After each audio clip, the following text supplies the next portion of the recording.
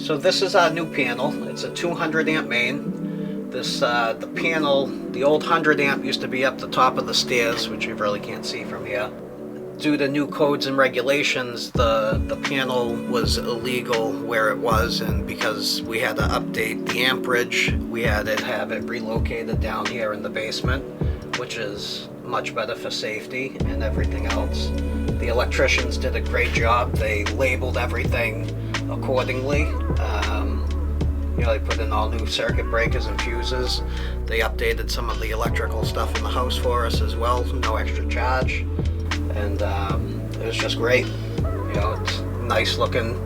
They took care of the wires. They were all hanging down here before. You know, they just did a great job. So I would recommend Adarios, hands down, because they offered us financing for a situation in which we weren't able to pay cash out of pocket.